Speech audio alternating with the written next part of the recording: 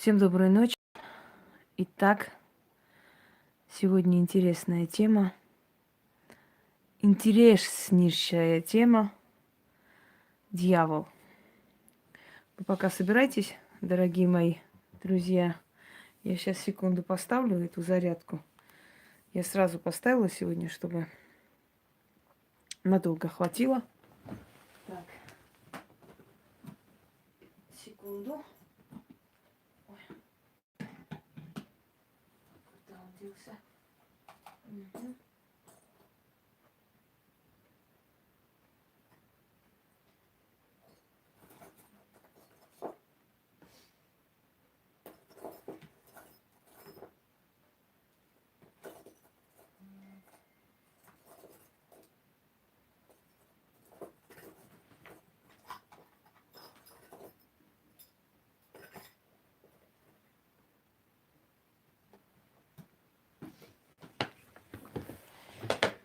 Так, я надеюсь, все успели. Очень хорошо. Итак, давайте сначала, как каждый учитель, у вас буду спрашивать, что вы знаете про дьявола, что вы слышали, что вы читали, а потом скажу, что есть на самом деле. Здравствуйте все. Кто есть дьявол в вашем представлении? Вот каким его описывали, может, в вашем детстве, окружающие и так далее? Кто, по-вашему, есть дьявол?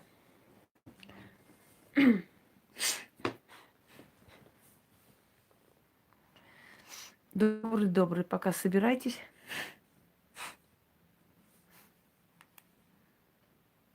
Угу. Любимый ангел Бога сбунтовался. Так, еще что мы знаем про дьявола?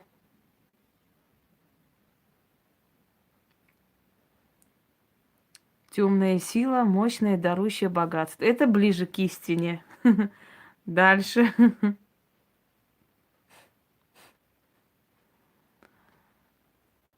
Прочитай сначала ваше мнение.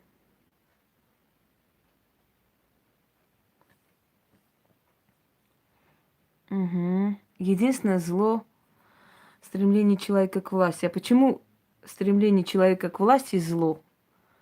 А что, стремление быть рабом — это хорошо, по-вашему? Скажите мне, пожалуйста. Нужно быть рабами, по-вашему?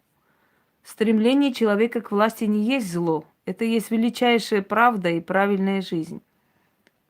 Каждый человек хочет властвовать. И прав.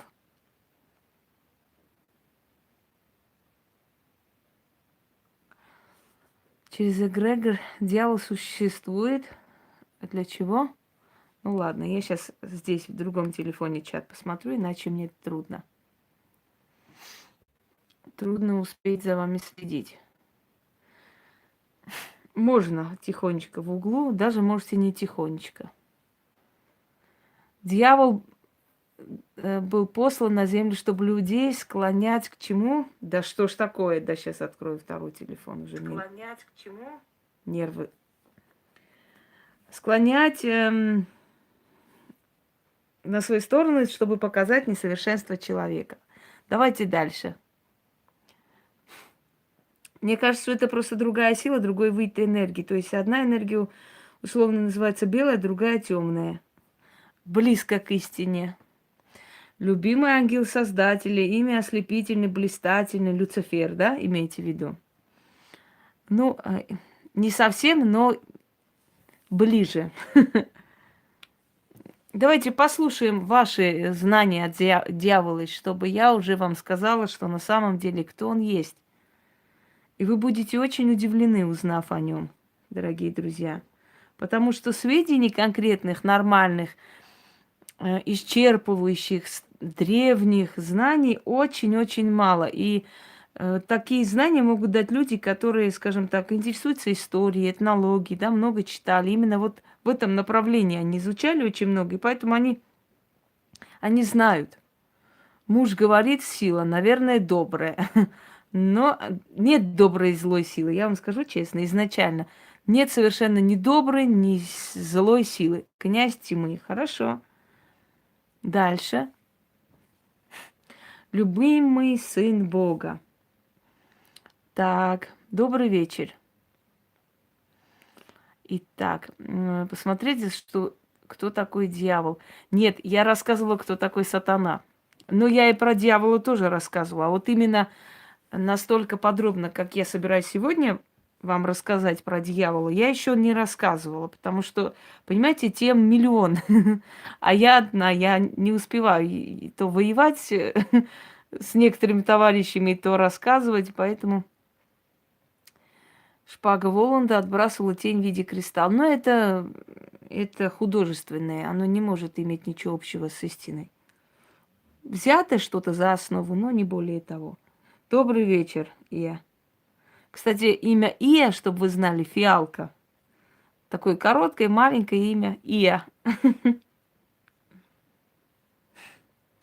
Думаю, он пришедший из тьмы. Видите, почему я вас спрашиваю? Я говорю, что изгнан Создателем за неповиновение поклоняться человеку. Я не в смысле амбытия, а массовые убийства люди скидывают. Поверьте мне, массовые убийства не приводят к власти. К власти приводят амбиции. Массовые убийства приводят не к власти, приводят к краху власти. Все мудрые великие правители правили умом, мудростью, законами. Те, которые устраивали массовые убийства, они ненадолго оставались в истории, и они след свой не оставили, они уходили. Власти у них не было. В итоге их власть уходила. Вспомните Чаушенко, вспомните Гитлера, вспомните других тиранов, да, устраивающих массовые убийства, они особо-то и не имели такой власти. Они ушли, очень жалко ушли из своей жизни и не оставили следа. Сын Бога. Так, еще раз смотрю чуть-чуть, пару версий. Ну, Сталин тоже не был счастливый человек, если честно. Он тоже был очень несчастный человек, окруженный врагами, подозрительными, там, всякими, все что угодно. Он же тоже был абсолютно... Ничего страшного, Ариша, ничего. Я же не ругаю вас. Я просто говорю, что вы просто путаете немного желание власти и желание крови. Дьявол – это божество, стоящее в высшей иерархии, чем другие. А кто вообще счастлив, Яна, кто известен? Не только в политике, вообще в мире. Человек, который известен, он счастлив? Он всегда преследуем. Здравствуйте, Ольга. Дьявол с греческого темный. Правильно. Но не только темный. Диаболо. Что это? Темная сила. Козел отпущения в христианском эгрегоре. Надо ли бояться дьявола? Так, начнем. Дело в том, что сведений о дьяволе у народа абсолютно нету. Очень малое количество людей, может быть, несколько процентов людей, живущих на Земле, знают на самом деле историю дьявола. Все остальные знают то, сколько дала церковь. Здравствуйте, Инна. Сколько дали сведения наши... Здравствуйте, Юлия. Наши предки, религии и так далее. Мы, в общем, эти все сведения собираем по крупицам, мы сколько чего знаем, вот столько и говорим. Значит, начнем с того, что дьявол и сатана два различных персонажа. Это первое. Христианство их соединило. Если вы прочитаете Ветхий Завет, в Ветхом Завете он дьявол. Его называют дьяволом постоянно. А в Новом Завете он становится сатаной. Дальше.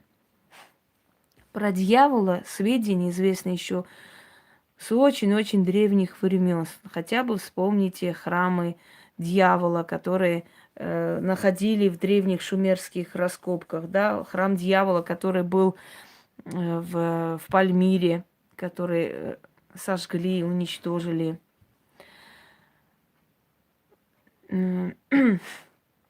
Значит, дьявол и сатана – два различных персонажа. Согласно древним повествованиям, древним свиткам, легендам, если хотите их называйте. Здравствуйте, Олеся. Дьявол есть темная сторона хаоса, темная сила.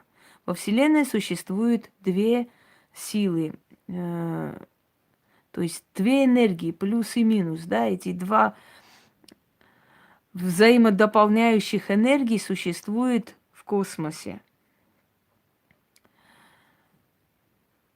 Ой, давайте вот, да, пока про этих антихриста и прочее не будем сейчас говорить. Весьма сомнительно вообще, что Христос существовал, уж тем более, чтобы кто-то и антихристом был.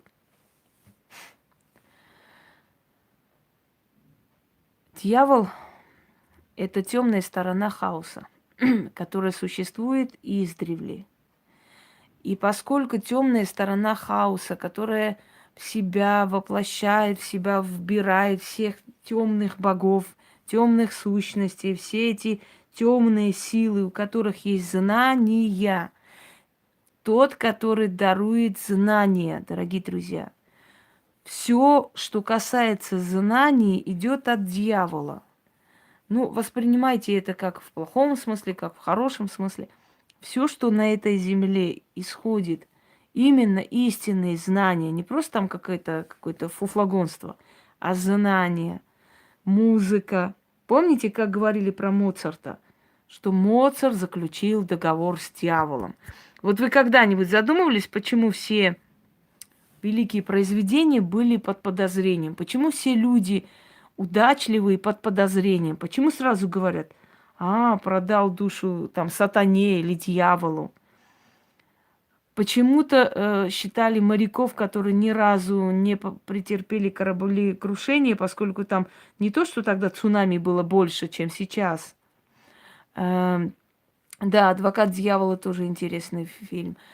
Там много правды, кстати. Перетерпели, то есть цунами было не больше, чем сейчас. Не из-за зависти, из-за подозрения, что не может быть человек, который тоже выходит в море. Пока об этом потом поговорим, почему что. Почему человек, который выходит в море, и все время моряки подвергались этим крушениям, этим цунами, волнам и так далее, кто-то никогда не подвергался такой катастрофе. Что это? Договор с дьяволом. Он его защищает.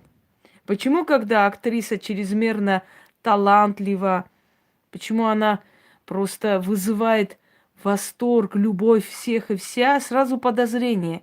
От нечистой силы у нее это все. Почему человек, у которого голос просто непередаваемый, знаете, как у Шаляпина. Шаляпина подозревали, что он заключил договор с дьяволом, поэтому он резко стал известен. Знаете, давайте я вам честно скажу, вот открою карты. В некотором смысле они правы. Если вы хотите знать секрет моего успеха, я замолчу. Я это не скажу вам. Но если есть среди вас умные люди, я думаю, что умных много, наверное, кто-то поймет. Однако, дорогие друзья, не всех принимает он к себе. Он абсолютно не любит те души, которые коленопреклоненно ползают к нему и просят: «Возьми меня, бери меня, пожалуйста, я готов душу отдать». Их жалкая, ничтожная душа ему 100 лет не интересна. Да, их душа, много у меня тайн, Яна, я потихоньку открываю. Их жалкая душа неинтересна. Он не охотится за жалкими несчастными душами, готовыми продаться за гроши, за все что угодно, за то, чтобы соседи померли, чтобы еще что-нибудь и так далее, дорогие друзья. У дьявола одаренная свита. Стихи, которые проникают в вашу душу. Стихи.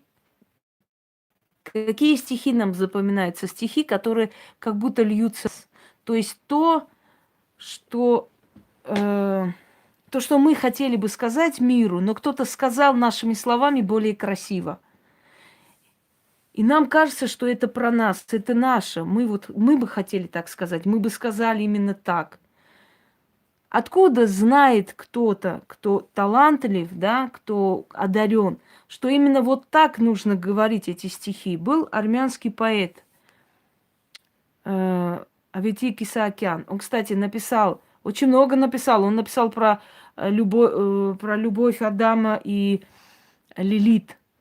Легенду он написал. Можете прочитать. Легенда Лилит, Исаакян написал.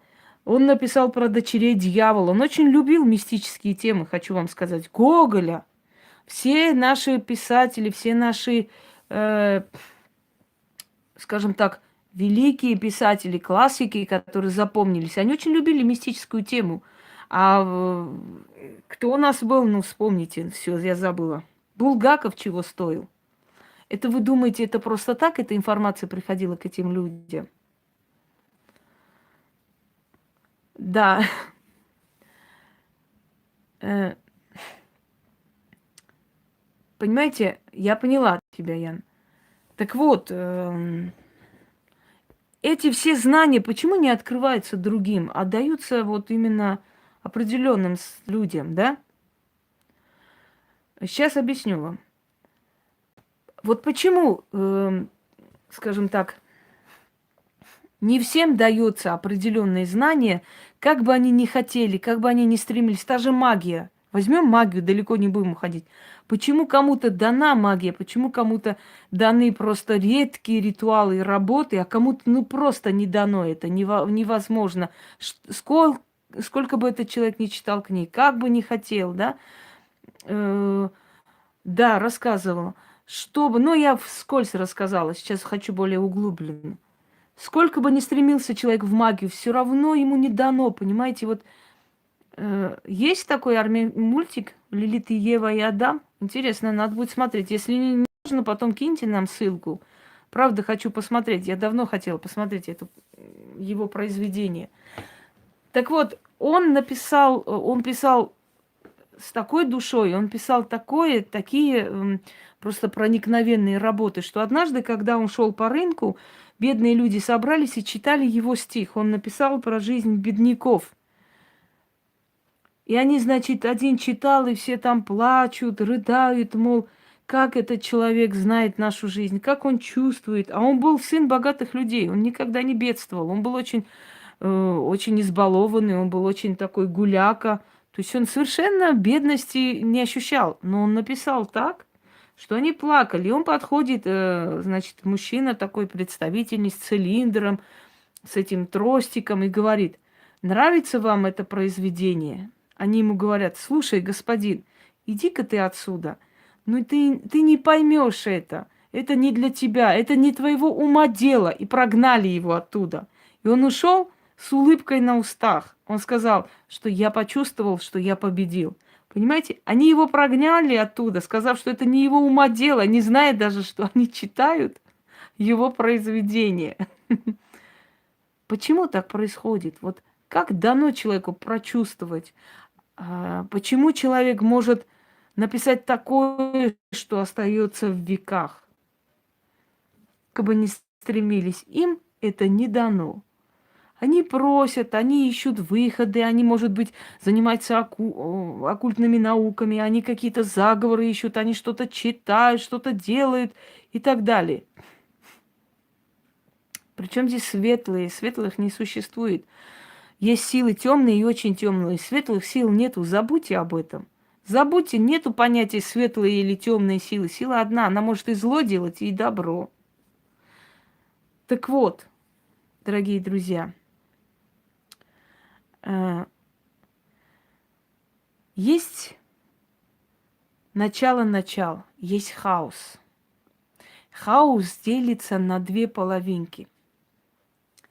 Одна часть отвечает за силу, вторая часть за знание. Дьявол есть ключник знаний. Он, да, не просто Высоцкий писал, как знал. Многие талантливые люди, можно сказать, пророчили, дорогие друзья. Они писали такие вещи, что потом случалось. И мы говорим, что поэт немного пророк, да? Слышали такое, что поэты не просто поэт в России больше, чем поэт и так далее. Они пророчили, они что-то говорили, и действительно это сбывалось. Здравствуй, Ран. Это действительно происходило. И почему это происходило? Потому что им давалась эта информация. Им приходила эта информация, кто-то им говорил, что будет, понимаете? Не прямо так садился напротив и говорил, потому что это смешно. Это было бы, скажем так, Бетховен 27 лет глухой стал великим музыкантом. Как же он слышал, что писал-то? И не только Бетховен, а Айвазовский. Айвазовский, когда он так изображал море, что просто, не могли никто ничего сделать. Айвазовский, знаете, что он был бедный мальчик? Аванес Айвазян, армянин из Севастополя. Он пришел поступить в художественный университет. Посмотрели на его оборванные штаны, посмеялись и сказали: молодой человек, идите выпейте воды из фонтана и придете. Он вышел и увидел, что на стене нарисован большой фонтан. Он понял, что над ним посмеялись. Вернулся через пару минут и сказал: господин директор, под вашим фонтаном валяется мертвая собака и кишки наружу. Директор не понял, в чем дело. Вышел и увидел, что тот изобразил собаку настолько реалистично, мелками, что действительно валяется собака с порванным животом. И он сказал ему: я беру тебя. А вы знаете знаменитую актрису Софикуччи Аурели? Подождите про метки дьявола. Господи, все как хотят быть меченными дьяволом. Метка дьявола – это прежде всего талант, а не телесные какие-то. Человек может быть меченый какой-нибудь, у него на всю спину может быть родинка, а он так и помрет алкашом, никому неизвестным. Понимаете? Метка дьявола – это прежде всего талант человека. Талант. Талант и не больше того. Потому что все хотят видеть у себя метку дьявола, сатаны, что они особенные. А я вам говорю, особенность – это талант. Другой особенности нету. Не обращайте внимания на все эти описания. Это на самом деле пурга, это вода, просто привлечение людей, публики. А ведь на самом деле, я столько алкашей знаю меченых, вы не представляете. У них там и шрамы на лице метки, и, я не знаю, на всю ногу родинка. Ну и что? Что от этого? Что они там чего сделали? Бог разрушения? Да нет, не бог разрушения. Вы слушаете, что я говорю, вы узнаете, кто он. Так вот, знаменитая актриса Софикуччи Аурели, ее мать Верико Анджапаридзе, первая актриса грузинского немого кино. Ее отец Михаил Чаурели, известный режиссер, который снял очень много фильмов, где играли и она, и мать его. Помните, я вам фильм ставила как-то «Отарова вдова». Так вот, снят это фильм мужем и женой. Так вот, дорогие друзья, Михаил Чаурели был точно такой же бедный мальчик, который пришел в мастерскую художника и сказал: научите меня, пожалуйста, изображать, скульптора, извиняюсь, изображать человека. Тот посмеялся, у него как раз сидел дворник, пил чай, и он сказал: вот тебе, значит, как там говорят, все, забыла. В общем, человек, позирующий, да, пожалуйста, вот тебе глина, делай, что хочешь. Он сел и изобразил этого дворника таким образом, что у того просто глаза на лоб полезли. И он сказал: сынок, такое ощущение, что тебе на голову вылили целую корзину талантов. И он взял его в ученики. У многих было именно так, дорогие друзья. Они ни с того ни с сего, не заканчивая какие-то институты, университеты, основное количество талантливых людей мира, полуграмотные, Горький, вспомните Горького, говорили, что Горький заключил договор с дьяволом, потому что он так пишет, нереально. Толстого уличили в этом, Толстого исключили вообще из церкви, значит, анафеме предали Толстого к концу жизни, потому что считали, что он заключает договор с нечистой силой. Не может человек обычный так хорошо писать. Нереально. Понимаете? И что самое интересное, а ведь их имена остались в веках. Невзирая на вот все эти преследования, невзирая на эти все проклинания и так далее, эти люди остались в веках. Самая главная метка дьявола это талант. Вот если человек талантливый, он меченый дьяволом, другой метки нету. Поймите, это раз. Дальше. Вот. Как у меня племянница в детстве сказала, там книга лежит толстого льва. Льва Толстого. Вот. Толстого льва. Ну, правильно, а что? Ну, почти правильно сказал ребенок. Так вот, дорогие друзья.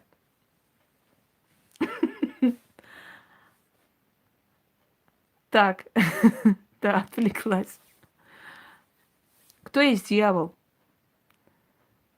Еще раз напомню. Хаос разбит на две части. Одна сторона отвечает за силу, вторая сторона отвечает за знания. Дьявол, он ключник знания. То есть, да, он ключник. Он есть тот, от которого исходит знание. Везде и всюду. Верит кто-то в него, не верит, противник ему. Даже тот, который противник, даже тот церковный иконописец, который изображает, да, толстый лев, который изображает иконы неповторимые, тот же Андрей Рублев. Это все знания, которые идут от него. И это не касается дьяволопоклонства. Не слушайте эти глупости. Ключи магии, правильно, видите? Люди начинают уже умнеть.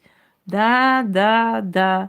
Ключи магии. Если вы хотите, чтобы ваши заговоры, ваши ритуалы не были просто фигней, а действительно работали, вы должны их получить от ключника. Он должен вам дать такой заговор. Ой, ну хватит с этим договором дьявола. Не надо заключать ни с кем договора. Он сам находит того, кто ему интересен. Поверьте мне. Хоть 50 договоров заключите, это вам ничего не даст в жизни, кроме головной боли. Так вот, дорогие друзья, если человек пишет музыку, да, если человек создает шедевры, если человек пишет картины, если человек создает модели какие-то, и если они остаются в душе людей навеки, если они затрагивают душевный мир человечества, в них есть ключ. Ключ, понимаете? Подождите, до сатаны сейчас доберемся. В этих знаниях, в этих произведениях, в этих всех вот этих произведениях есть ключ. Знание есть то, что отдано дьяволом. То есть он благословил. Он дал, понимаете? Он дал человеку. А если дал он, это навечно, потому что он владеет знаниями Вселенной. Посвященные ведьмы, которые посвящаются в ведовское дело, не знаю чего. А вы вообще в курсе того, что для того, чтобы посвятиться в ведьмы, самый простой был способ, очень древний. Шли на перекресток лесной, ставили там откуп и говорили: ключник, дьявол, пришла, не отвернусь, решилась, не отступлюсь, взялась, не оставлю. Дай мне свои знания, доверься, не подведу, не предам. И уходили. Это было самое сильное посвящение ведьмы. Но той ведьмы, которая уже была призвана, понимаете? Очень приятно. Нет, не на кладбище, не надо вот эту вот хрень. В древние времена не было кладбища. Это еще древнее, чем христианство. Тогда сжигали мертвых. Так что, дорогие друзья, все знания мира, все, что есть, это от дьявола. И не надо меня считать дьяволопоклонником. Я просто говорю, как есть. Я говорю истину и правду. Далее. Не нужно его бояться. Он не есть абсолютное зло или абсолютное добро. У него нет чувства. Он не чувствует ничего, ни любви, ни ненависти. Он подчиняется законам Вселенной. Добрый вечер. Он дает тем, кому считает нужным давать, и кто заслуживает, и кто ему интересен. Если у человека с рождения есть талант, если у человека с рождения есть ум, если он видит в нем стержень, он доверит ему эти знания. Если человек бездарь, он может заключать с ним договора с утра до ночи, с ночи до утра, он может хоть не ночевать на кладбище, хоть куриц там резать, хоть не знаю чего там, свиней резать, вообще бесполезно, он ничего не получит. Многие, стремясь прикоснуться к этим древним знаниям, готовы на все. Они готовы идти в школы магии, эзотерики, они готовы изучать всякое и чего только не. Боишься, иди на горшок и спать. Они готовы изучать все, что угодно, куда угодно, платить какие угодно деньги. Да, вот. Для того, чтобы получить эти знания, знания, которые даны не всем. Дорогие друзья, эти знания могут быть рядом с вами, прямо рядом с вами лежать, но их вам не дано. Добрый вечер, Тигран. Пуся. Бессовестный Пуся. Когда я рассказываю о таких сущностях, у меня пространство оживляется, и Пуся начинает злиться на них. Ему мешает спать. Да, я хочу как-нибудь в музей Булгакова съездить. Никак времени нет, представляете, столько лет хочу, собираюсь и ни в какую. А впечатление надо менять иногда. Так вот, кто такой дьявол? Дьявол есть хранитель знаний Вселенной.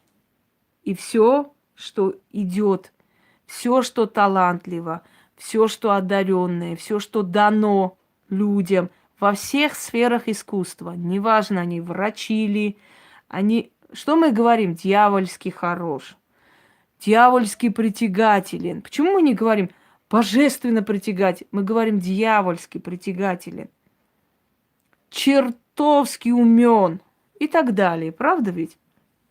Почему дьявола изображают вот в таком контексте? Дорогие друзья, христианство очень многое уничтожило и убрало. Вообще все религии, которые пришли, они из древних знаний, древних рукописей очень много сожгли, уничтожили. Навеки вечные уничтожили. Вообще, здравствуйте, Лаура, вообще бесценные знания убрали из памяти человечества. Но дело в том, что дьявол существовал еще до... Рождаются, да, но их не каждый второй гений, к сожалению, или к счастью. Рождаются, то есть существовали вообще великие, очень, очень сакральные знания, но их, к сожалению, убрали. Их уничтожили практически, осталось только в памяти человечества. А дьявол существовал еще намного раньше, до христианства. И поэтому, когда новая религия пришла, когда новая религия должна была найти врага внешнего, для того, чтобы, во-первых, обвинить во всех грехах человека кого-либо, да, знаете, самое приятное прикрытие. Шайтан меня попутал, я не знал, вот руки мои потянулись в его карман, знать не знаю. Я это не знаю, ой, шайтан такой нехороший, меня попутал. Я-то святой человек, а вот он такой вот. Человек натворил и валит на другого, валит на сущность. Это он меня попутал, это он специально, я не хотел, но он мне шептал что-то там, понимаете, и в конце концов я взял, кого-то ограбил. Или черт меня попутал, сатана мне шептал, какие-то голоса были, чтобы я пошел и ограбил кого-то и продал эти деньги и пропил. Вот какие-то голоса меня вели куда-то, понимаешь? Почему-то голоса не ведут никого в хорошие места. Они всегда ведут куда-нибудь в другое место. Потому что люди всегда ищут, знаете, отмазку. Люди всегда ищут того, кто кто сам не готов отвечать за свои поступки, он всегда найдет того, кого поймать, да, кого обвинить в этом. Сюда иди. Иди, там никого нет. Иди сюда. Да нету там никаких голосов, это придуманные вещи просто. Все убийцы, которых ловят, они все начинают ссылаться на голоса, на это. Это всего лишь совет адвокатов, понимаете? Это всего лишь совет адвокатов. Так, сейчас, секунду. Ладно, это мы потом решим. Так.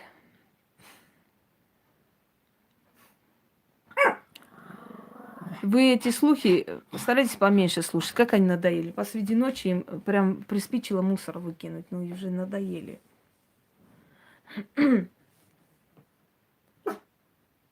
Естественно, я не знаю всех. Что за глупые вопросы вообще? Я не могу знать всех.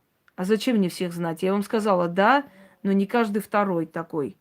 Гением я считаю тех людей, которые проявляют свою гениальность. Знаете, скрытых гениев абсолютно...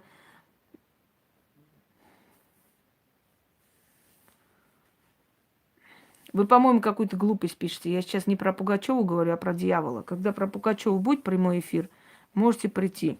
Хотя я никогда в жизни не позволяла себе, подобно Полынь, пиариться на громких именах или на смерти людей, или на катастрофах, или на трагедиях, которые случаются в России. Это там, это по ее части. Вот, трагедии и так далее. Я все поняла. Так.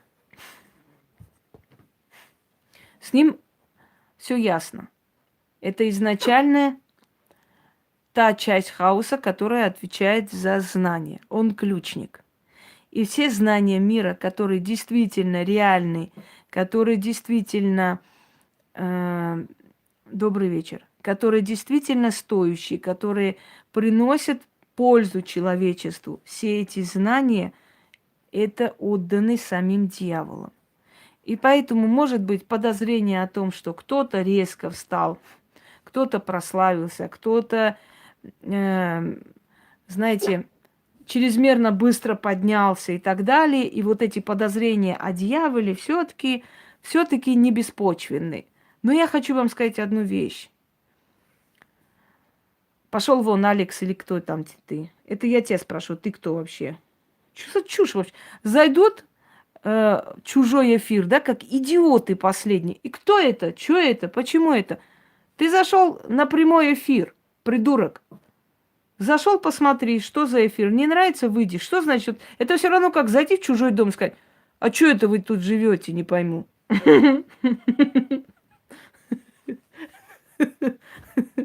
Других слов нет. Блин.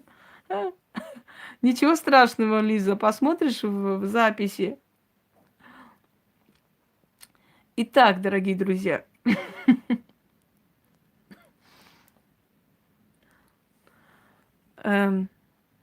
ключник, отдающий знания тем, кого он выбрал, тем, через кого он хочет себя проявить. И не просто так написанные стихи,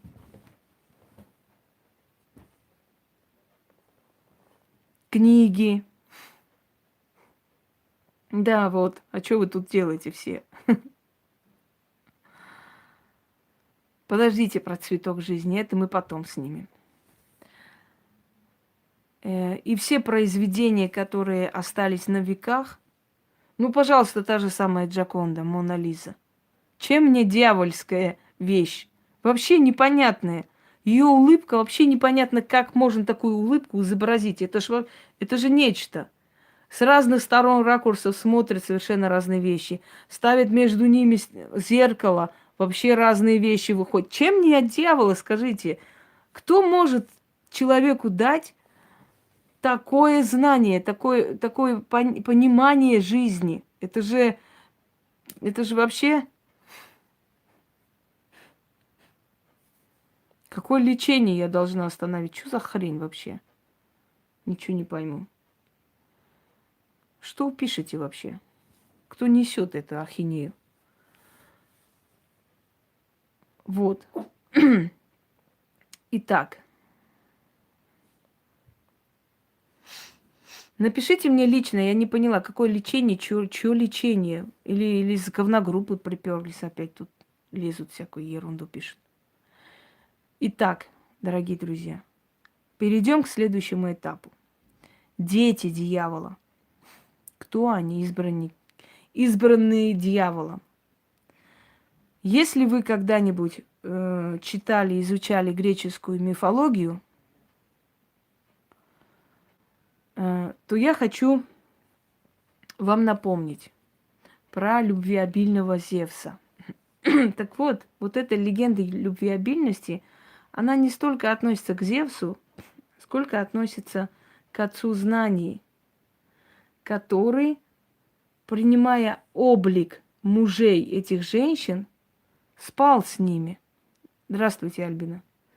Спал с ними и зачинал детей. А потом помогал этим детям, каждому из них, обрести какую-то божественную роль, да. Кто-то был полубог, полугерой, кто-то чему-то покровительствовал и так далее. То есть он не бросал своих детей, он на них заботился, он брал на попечение этих детей и помогал.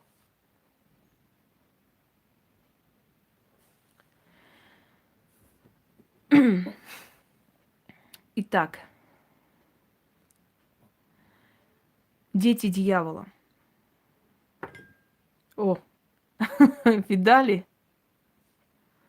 Да. Ну что ты так? Ладно, не буду я зажигать эту свечу.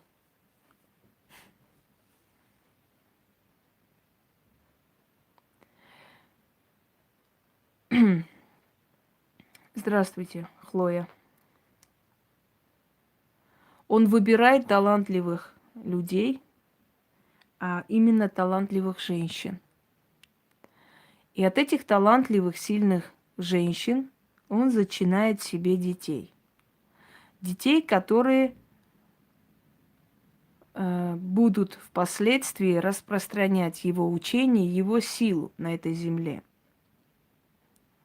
Как правило, эти дети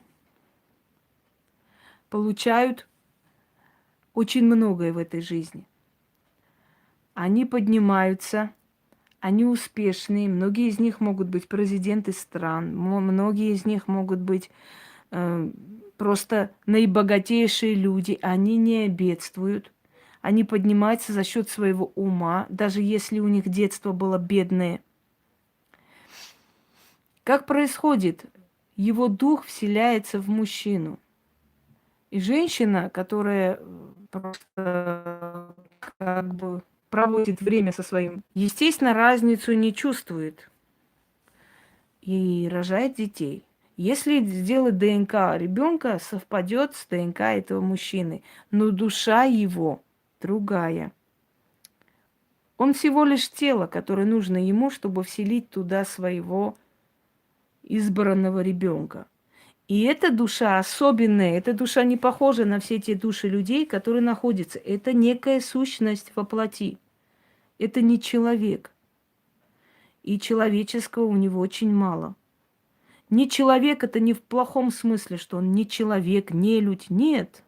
Он очень талантлив, он очень притягателен. Он не такой, как все. Слышали, да?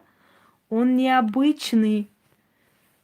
Он раскрывает секреты тайны богатства. Если вы знаете, то он не столько красивых, сколько умных и талантливых, сколько терпеливых женщин.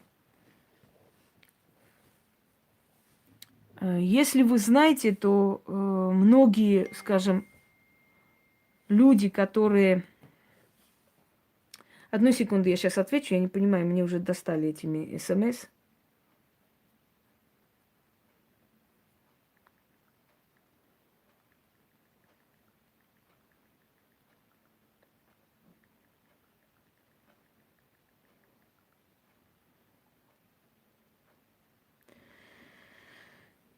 Перепишитесь, извиняюсь.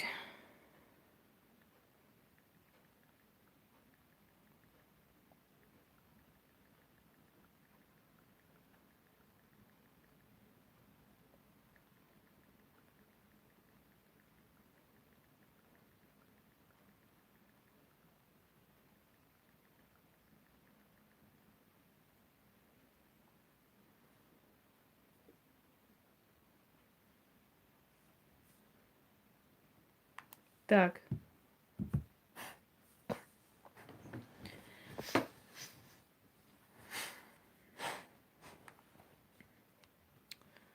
Все, чат потеряла, сейчас открою. Итак, по всему миру это люди, которые учат остальных людей, как быть успешными. Я сейчас вам объясню. Например, есть люди, которые добились очень многого, и они секрет своей успешности вам открывают. И вы, следуя примеру этого человека, приходите к этой успешности. То есть это люди, которые знают то, что дано не всем знать. И если кто-то следует, если кто-то слышит их, если кто-то применяет в своей жизни, то он приходит точно к такому же знаменателю. Он точно так же добивается в жизни, сколько добились эти люди. О чем это говорит? Это говорит о том, что эти тайные знания успеха, которые даны дьяволом этому человеку, и глядя на его успех, если умный человек последует его примеру, он будет точно так же успешен. Только есть одно но в этом деле, дорогие друзья. Нужно оставить, покинуть зону комфорта. То есть работать нужно. Нужно очень много делать, чтобы этого добиться. И только тогда, взяв за основу эти знания об успехе, человек становится успешным. Это говорит о том, что в мир приходят дети дьявола, которые поднимаются до величайших вершин. Давайте посмотрим самых богатых и сильных людей мира, которые были совершенно просто бедные. Кто был Стив Джобс? Джобс не остался в нашей жизни, в нашей истории на века. Это человек уникальный, он такое создал, что до него никто не создавал. Разве Джобс своим примером не вдохновляет всех остальных, что можно, невзирая на то, что тебя увольняют отовсюду, говорят, что ты бездарность и так далее, подняться? Кто такой был Генри Форд? Бедный мальчик из трущоб, который создал целую огромную корпорацию. Кто такой был человек, создавший дизель? Я дальше не продолжаю. Кто они были? Откуда у них были такие знания? А кто был Никола Тесли? Разве это не люди, которые вызывают у нас трепет, страх, и нам все время кажется, ну не может человек такое создать. Это были кто-то другой. Некто другой был в теле этих людей, понимаете? Это был не совсем человек. Потому что люди, создавшие такие вещи, вера тут вообще ни при чем. Вера абсолютно... Ну, я поняла, о чем вы говорите. Люди, создавшие это все, не могут быть простыми людьми. Люди, создавшие это все, откуда-то получили эти знания.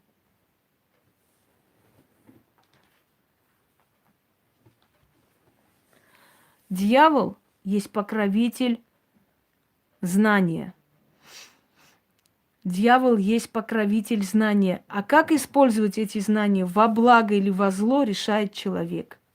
Он не дает плохие знания, он всего лишь покровитель знаний.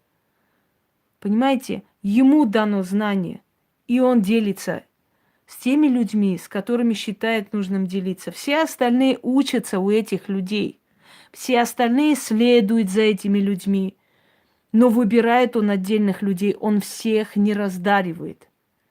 Поэтому те, которым даны особые знания, смело можете их назвать детьми дьявола. Это его дети, это сущности во плоти. Это как бы люди, которые, как мы с вами, кушают, пьют, радуются, разговаривают и так далее. Но они не такие, как все. Для них этот мир как эксперимент. Для них люди для того, чтобы служили их цели. Они не боятся никого. У них внутренний стержень и ощущение покровительства. И они идут вперед. Да, эти знания можно использовать и во благо, и во зло. Знание создать ядерные вот эти частицы. Ими можно создать особые, знаете, такие технологии, которые, ну вот, ядерными частицами, вообще ядерным у нас есть в Армении станция, ядерная станция, которая обеспечивает весь Кавказ светом. Пожалуйста, ничего не нужно делать, не нужно специально изобретать огромные теки там и так далее. Пожалуйста, вот ядерная станция, вот атомная станция Армении, которая обеспечивает весь Кавказ светом, в том числе и Грузию, в том числе и дальше идут. Продается энергия. Можно использовать ядерную энергию, правда? Ведь ядерная энергия дает просто электричество, ну, республикам целым, странам. Но можно сделать что из ядерных частиц? Можно создать бомбу. Понимаете? Знания вы сами используете как хотите. Вы можете это во благо и во зло. Рентгеновские лучи, которые показывают всю болезнь человека полностью, что у человека, как у человека. Рентгеновские лучи могут... спасибо. Рентгеновские лучи могут помочь врачам увидеть болезнь еще в зачатке и помочь спасти жизнь человека. Но рентгеновскими лучами можно создать и лучевую бомбу, которая просто растворяет, просто как свечу, знаете ли, просто тает в воздухе все живое. Морфий, который был создан учеными для того, чтобы смягчить боль. Опиум, опиат был создан для того, чтобы смягчить боль. Но как использовал этот человек? Метадон, который был создан врачами еще во времена войны, в общем, немецкими врачами, для смягчения боли. Это все стало наркотиком, который начали использовать люди для того, чтобы себя губить. Знания идут от дьявола. Вот как эти знания использовать, решает сам человек. Дьявол не кровожадный, ему не нужны жертвы. Он к этому не стремится. А теперь мы уже поговорили с вами о дьяволе. Мы сказали о том, что он даритель знания. А давайте-ка спросим, кто есть сатана? Помните? Нет, дьявол на Таро не есть что-то плохое. Не надо слушать всех этих магуек. Кто сказал, что дьявол на Таро это плохое? Дьявол на Таро это власть, деньги, имущество. Где-то опасность, предостережение всего лишь. Почему дьявол на Таро есть страшная карта? Разрушение башни есть страшная карта. Но больше никак. Вы знаете, это просто примитивный мозг людей, которые берут в руки Таро и сами не понимают, что это такое. Кто такой сатана, дорогие люди? Может кто-нибудь сказать?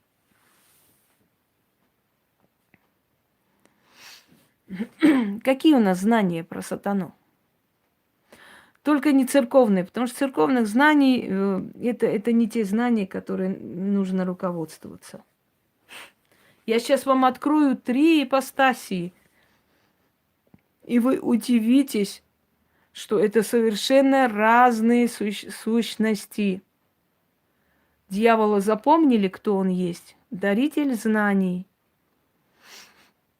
которого христианство начало изображать жутким, ужасным. Сатана – это лик дьявола. Ну вот, пожалуйста, что и требовалось доказать. Тьма тьмущая в башках. Бафомет не есть сатана. И Вельзевул не есть сатана. Бафомет – это всего лишь посланник всех сил. Вельзевул не сатана. Вельзевул – это другой черный дух. Высший дух земли. Прекрасно. А вот мы все говорим, что мы христиане и так далее. Мы даже не можем объяснить элементарные вещи, потому что знаний нет. А все, что несется, это бредятина. Хорошо. Если дьявол ключник, дорогие друзья, то сатана считается сыном дьявола. Сатана считается сыном дьявола, первым первородным сыном дьявола. О приемах мы не здесь говорим, здесь совершенно другой эфир.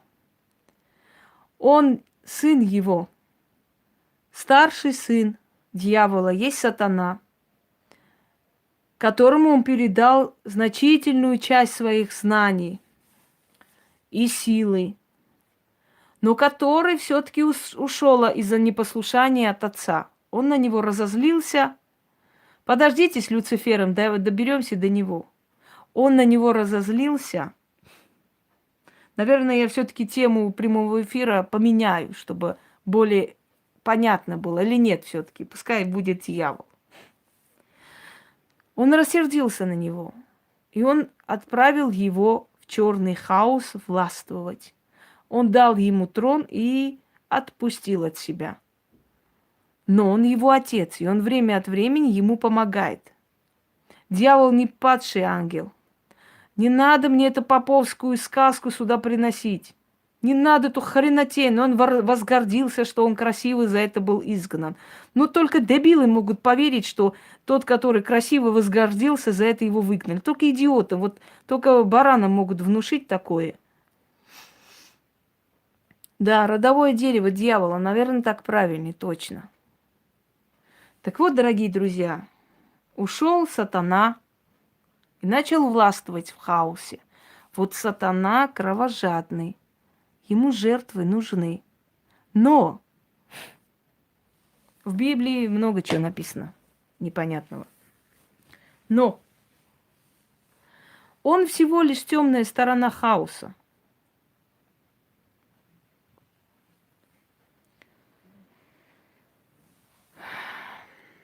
Выкиньте этого Георгия отсюда, он мне надоел своим дебилизмом.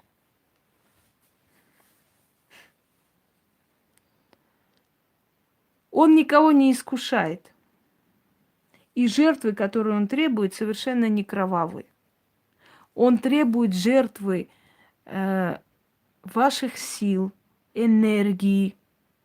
Если вы хотите получить власть, дьявол дает вам знания, а его сын сатана дает вам силу этих знаний добиться, этой власти добиться, этих денег добиться.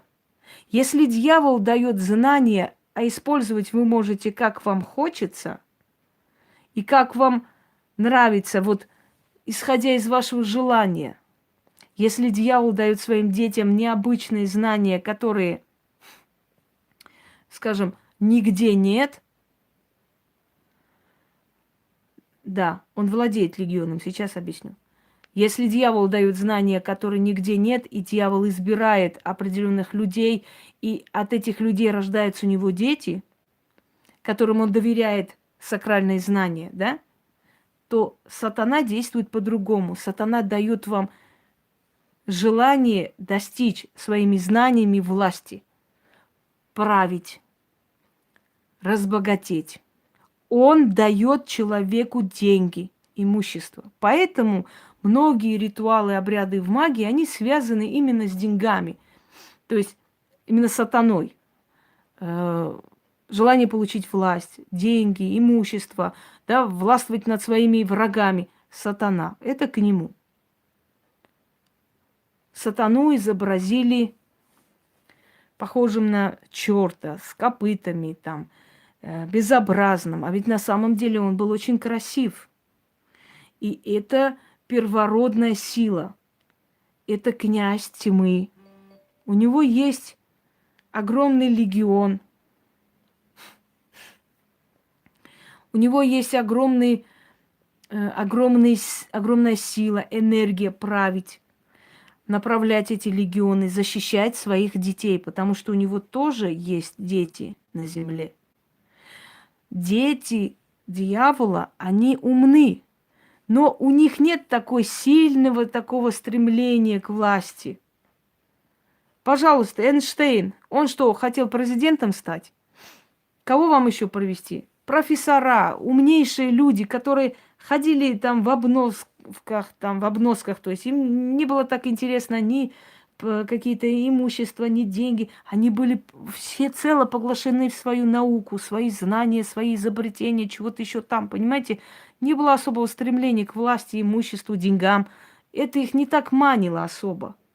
А вот дети сатаны, Они стремятся к власти. Они хотят своими знаниями еще и властвовать. Они еще хотят богатеть. Но в то же самое время существует еще другой момент, когда они избранники и сатаны, и дьявола. То есть они дети сатаны. Но поскольку их предок еще и дьявол, они под его покровительством. То есть бывают люди, у которых есть и знания, и стремление подняться на этих знаниях. Понимаете разницу? Не просто владеть знаниями и всем отдавать эти знания, а еще и разбогатеть этими знаниями. Вот в чем особенность сатаны. Далее. Ну да, все известные такие люди, которые особо-то не переживали за свою внешность и так далее, и прочее. Спасибо. Итак, дорогие друзья, дьявол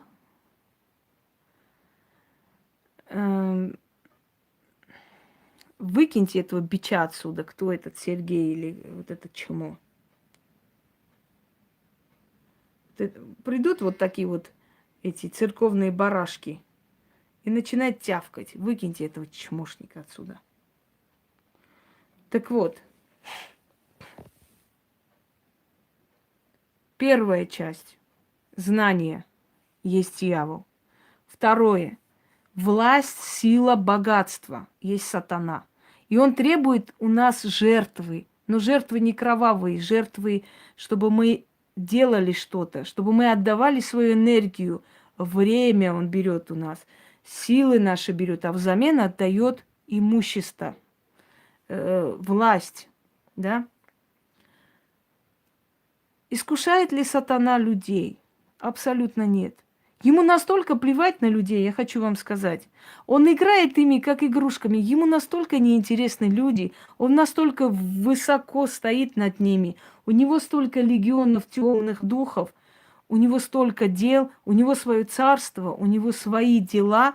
Он абсолютно ему неинтересны люди. И люди, которые прогоняют шайтана. Люди, которые там проклинают его, люди, которые обвиняют его во всех смертных грехах, мол, воины делает это он. И это, а время и энергия – это самые страшные жертвы, которые можно дать. Согласны со мной?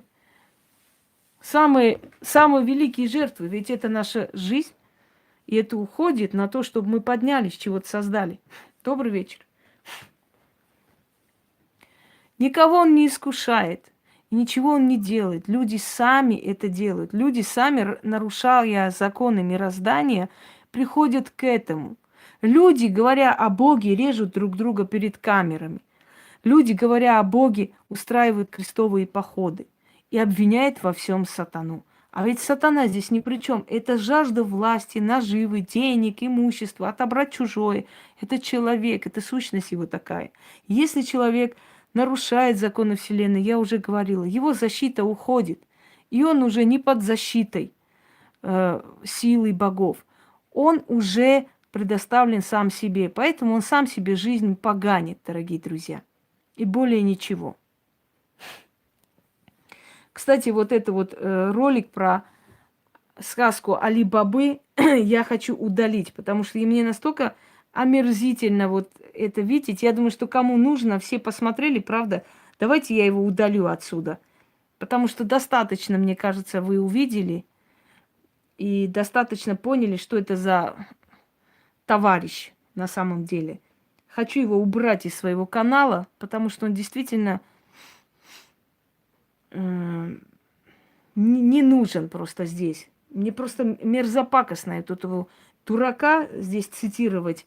Если кому интересно, у меня в группе о нем есть, зайдите, посмотрите. Это действительно, не стоящая вещь. Все равно, если есть бараны, которые должны верить, они и так поверят. А все остальное, мне кажется, уже я удаляю. Вот прямо сейчас вот удаляю, потому что мне омерзительно вот его. Да, вот это вот глупости даже не хочу. Я вот посмеялась над ним, и достаточно. Не посмотрел, и не надо тебе смотреть. Все, пошел он в баню. Противно даже. Сегодня весь день думала, так хочу удалить этого Ничтожество. Да. Дешевое существо, что я там скажу. Итак, давайте с вами закрепим в памяти сейчас эти два понятия. Кто есть дьявол, кто есть сатана. Будьте любезны. Напишите мне, запомнили? Да, кому он нужен, тратить на него время, силы. Он и так и наказанный судьбой. Ну, посмотрите, насколько он опущенное существо, насколько он жалкий человечек. Разве человек такие вещи будет придумывать в заднице? Просто придумывать. Это же действительно смех. Дьявол ключник, сатана сын дьявола, правый. Дьявол дает знания, а сатана дает власть и силу достичь своими знаниями определенных высот, имущества и денег. Все прелестно, усвоили урок. Идемте далее. Скажу, что ни дьявол, ни сатана не относятся к пантеону богов. Они отдельно существуют. Они как посредники, понимаете? Они как посредники между людьми, богами, силами хаоса, космосом. Они отдельно существуют, они есть. Просто некоторые говорят, вот если вы там, например, мою магию уже окрестили божественной магией, а я считаю, что народ, знаете, глаз народа, глаз Божий, да, если люди вот так решили о твоей работе, значит, для них это вот так. Они говорят, это божественная магия, связанная с богами, силами, с духами, да, то есть изучение богов, высших иерархий сил. Как же тогда... Хорошо. Как же тогда вы, изучая, скажем, о богах, вы еще и ролики, то есть показываете и о сатане, и прочее, прочее. Дорогие друзья, все, что есть, всем нужно пользоваться в магии. Если касаемо, например, традиции христианства, антипода христианства, можно воспользоваться этим моментом. Если касаемо какого бога, от какого бога идет? Того бога, которого вы все поклоняетесь и верите, не существует. Он совершенно другой. Если касается темной стороны хаоса, это к дьяволу, это к сатане обращение. Потому что темная сторона хаоса, темные дебри, когда ты идешь, да, ты идешь, ты хочешь повлиять на человеческие страсти, на человеческие мысли, на подсознание, на желание их вот эти все, скажем, вот эти кровожадные чувства, мысли пробудить. Это все в темный хаос.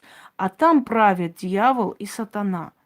И не чернотой, не злом они правят. Они правят внутренним миром человека. Они ведь дают таланты, они дают знания. А значит, им дано очень многое открыть в человеке. Они могут воздействовать на подсознание человека. Согласны?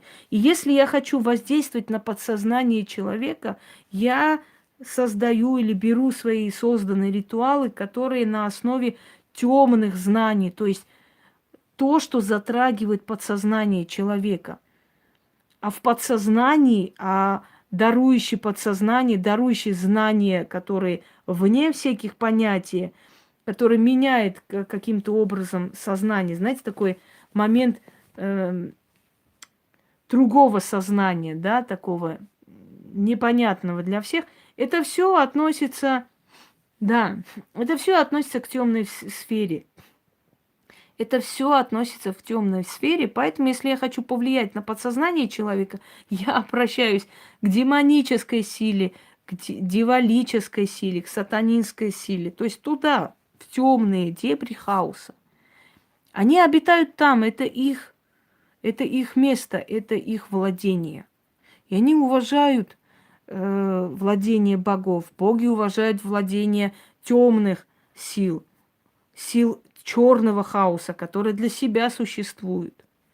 А если мне нужно, скажем так, именно со стихиями, если мне нужно повлиять на события, если мне нужно повлиять на судьбы, вот тогда я обращаюсь к богам, потому что дьявол не влияет на судьбы. Дьявол влияет только на разум, только на то, что дано. Что значит шаманство, темные силы хаоса? Естественно, там же вызов духов. Естественно. Так вот, вот его предназначение, его книги. Я поняла, о чем вы, Инна. Спасибо большое. Конечно, не всем же приятно это все. Увы. А теперь давайте я вас спрошу, кто такой Люцифер? Кто он есть, дорогие люди? Его называют кем? Сыном Зари. Его называют самым красивым ангелом, который восстал против Бога и был изгнан. Несущий свет, светозарный, правнук дьявола. Правильно, Ян. Люцифер, правнук дьявола. Вы когда-нибудь слышали о Черной Троице? Вообще, когда-нибудь вы слышали слово Черная Троица? Многие магуи, которые пользуются Черной Троицей, вызывают Черную Троицу, начитывают и так далее. Спросите у них, а кто такая вообще Черная Троица? И откуда вот эта Троица вообще пришла еще до христианства, дорогие люди? Почему Троица, именно Троица, Святая Троица, Отец, Сын и Дух Святой, да? А вот нет, понимаете, Черная Троица – это дьявол, сатана и Люцифер. Кто есть Люцифер? Правнук дьявола и сын сатаны. Светозарный. Сын Зари. По другим версиям, сын богини Авроры и сатаны, рожденный от любви к Авроре. Поэтому его и называют сыном Зари, потому что Аврора – это богиня Зари. Что случается с Люцифером? Поскольку он был рожден от двух сил, как бы и светлого, и темного, они с отцом не находят общий язык. И он постоянно мечется, он идет то к богам и становится там божественной ипостаси, если помните, да? Он влюбляется в богиню Диану, рождается кто? Одна из древних ведьм, которая учит людей колдовству. Вспомните ее, дочь Дианы, древняя ведьма. Нет. Ну ладно, я это загадкой оставлю. У меня есть ритуал, посвященный ей. Внук, да, извиняюсь, Ольга, внук. Что-то у меня слегка так. Внук. Не правнук, внук. Ну, бывает. Если вы будете работать 24 часа в сутки, у вас тоже бывают такие помехи.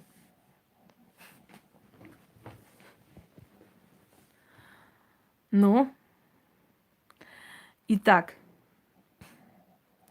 Люцифер тот, который все время мечется. Ну, найдете дочь Дианы, скажете. Я посмотрю, насколько вы внимательны к моим работам. Причем здесь Виктория? Геката здесь вообще ни при чем. Геката относится к божественному пантеону. Арадия. Арадия. Первая ведьма на земле, которая была дочерью Люцифера и Дианы.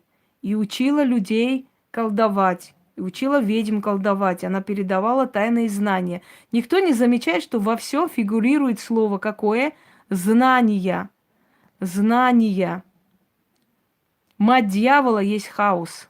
У таких сущностей нет матерей. Они же не как люди, они не рождаются. Они не рождаются из плоти.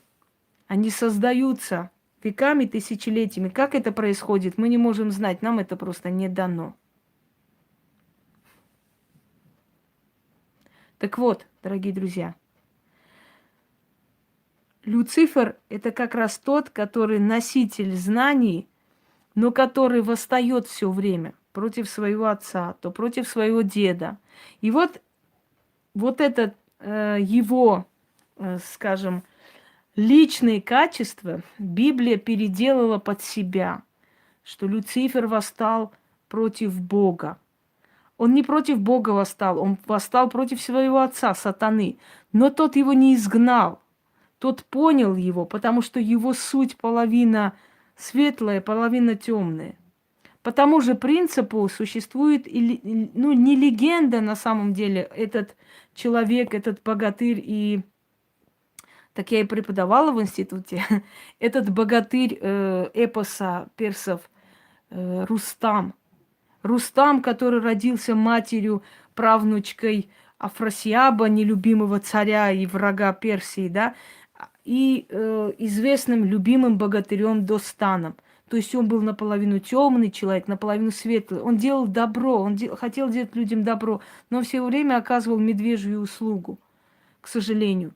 И точно так же Люцифер – это тот, который может делать человеку добро, а может зло. Люцифер, согласно Библии, любимый ангел, первый светозарный, который был изгнан за красоту, за то, что он был умен и не хотел поклоняться человеку, и хотел властвовать, и обманул Адама и Еву, принял, да, принял облик змеи. Не поверите, сейчас вот кое-кто пробежал. Я смотрю Пуся, а Пуся там на кухне. Ладно, это неудивительно, я уж тут не первый раз это вижу. А согласно Корану, это есть Иблис. Иблис, который собрал войско ифлинов и наказал джиннов. У меня есть целая лекция о джиннах, можете посмотреть. На самом деле где-то они правы, потому что действительно, да, я уже давно седая, все нормально, мне уже некогда сидеть. Да, домовенок, может, Кузя, может. На самом деле Люцифер сражался из-за своего отца. Люцифер сражался и во имя чести своего деда. Он воин, по сути, дорогие друзья. Он носитель знаний, он дарует знания, он дарует помощь. Но он воин. Он в основном воин. Он тот, который защищает то силу отца, то знание деда. Но он не есть то самое величайшее, которое есть, которого мы привыкли назвать дьяволом, сатаной и прочее. Это черная троица, темная троица. Это три великих правителей тьмы, которые властвуют. Один из них, самый старший и могущественный, есть дьявол, который дает знания. Он ключник, без него нет никаких знаний на земле. И все, что люди используют, это дано им когда-то. Но есть два вида людей. Одни это те, которым дано больше других, и они ведут за собой. Другие это те, которые веками пользуются знаниями, которым было дано одному человеку. Второй правитель тьмы – это сатана, сын дьявола. Его любимый сын, но непослушный, но восставшийся против отца, но постоянно ищущий большего и большего. Его не устраивает просто знание, он хочет славы, Он жаждет величия, он жаждет власти. И сатана требует с нас жертв, если мы хотим быть богаты и успешны. И жертва – это время и энергия, которые мы должны отдать ему. Только тогда он нам даст желаемое. Если мы не тратим времени на свои знания, если мы не тратим... Подождите со своим светом. Света нет и не было никогда. Если мы не тратим энергии, если мы не тратим времени, мы не жертвуем сатане, эти два составляющих, то нам он нифига не дает. Задумайтесь над этим. Это, знаете, все гениальное и просто. Это законы мироздания. Отдай время и силы, и получишь желаемое. Не отдаешь, ничего не дам. А время и силы – это что? Это наша жизнь. Потому что время и силы – это наше здоровье, это наши годы молодости, да? Это кропотливый труд, это нужно отойти от зоны комфорта, это нужно поднять задницу с дивана, это нужно работать, это нужно много делать, много трудиться, тратить время, силы и взамен получить что? Помощь. Взамен получить деньги. Взамен получить славу. Вот, что требует сатана от нас. Это единственное его требование и жертва. Все остальное сами люди придумали из своего одного места, чтобы найти козла отпущения, чтобы на него свалить все свои грехи. Сатана меня попутал, сатана создает войны, сатана виноват, это все из-за сатаны, это все сатана проклятый так делает. А при чем здесь сатана? Если человека убил, забрал с его кармана деньги, потом плачет, что будь проклят сатана, он меня запутал, он всех путает, искушает. Вот он, если бы не сатана, мы бы все были братья и сестры. Это так удобно, сваливать на кого-нибудь все свои грехи. Дальше. И третья личность, которая есть воин, которая есть сила, которая есть покровитель и охрана, можно сказать, сражающийся за все это. Понимаете, это Люцифер. Это внук дьявола. Это сын сатаны. Вот вам черная троица. Вот вам объяснение происхождения дьявола. Вот вам три принца ада, как их называют. Хотя это глупо, конечно. Три принца тьмы. Начнем с этого. Те, которые могущественны, которым принадлежит темная сторона хаоса, которые там правители, у которых есть огромные легионы, которые властвуют и которые выбирают тех, кому дадут силу, власть и защитят. А теперь скажу другую сторону. Нет принцесс тьмы. Не говорите глупости. Другую сторону медали. Посмотрите. Дьявол выбирает человека, дает ему знание. Его сын, сатана, зная, что он выбран его отцом, дает ему подняться, если тот готов жертвовать временем и силой. Дает ему подняться. Мы говорим о клинической смерти сейчас и о расплате. Причем здесь клиническая ваша смерть и то, чтобы подняться и добиться власти. Причем клиническая? Вот какой толк от вашей клинической смерти для того, чтобы достичь высот и денег? Объясните мне, пожалуйста. Можете мне сказать? При чем здесь расплата? Ну что за чушь уже в конце концов?